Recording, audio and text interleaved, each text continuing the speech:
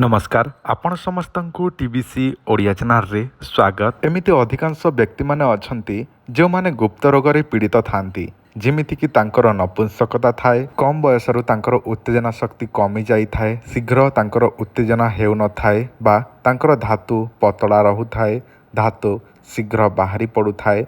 शीघ्र बाहरिबा जोगु स्त्रीटी को से माने सैटिस्फाई करि पारंती नाही। ता सहित अधिकांश पुरुष मानकर शीघ्र छिड़ा मध्य हुए नाही, आउ जदि मध्य हुए गोटे 2 मिनिट रे बाहरी पड़ी थाए।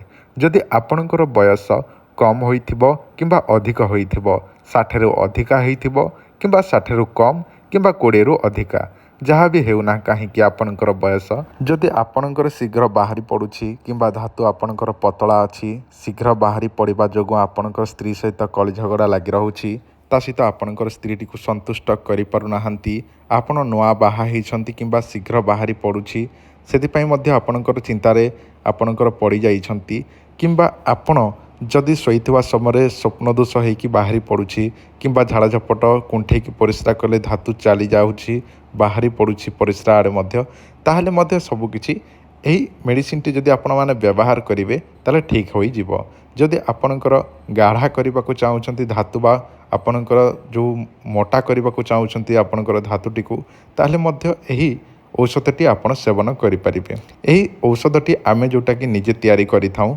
बहुत प्रकार चेरी मूलीर ना कहि हबनी, जेमिति कि 108 प्रकार चेरी मूली रे आमे ए सब को तैयारी करिथाऊ।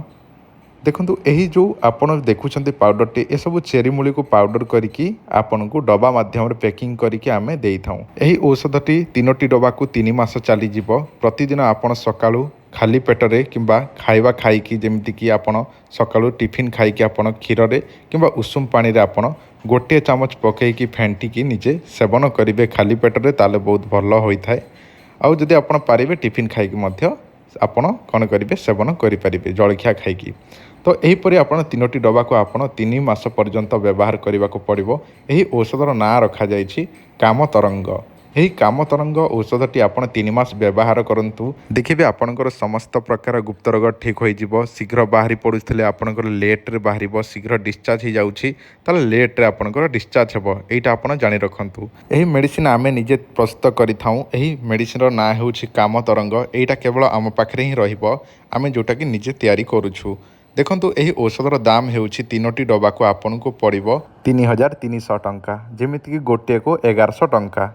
जोटा कि आपण 3 मास ही व्यवहार करने को पड़ो। तो 3300 टंका पेमेंट करके आड्रेस देले आम पोस्टाल माध्यम आपन को बाय पोस्ट पठेदेबू, जहाँ केवल आपन को 5 ରୁ 7 दिन भितर मिल जाव।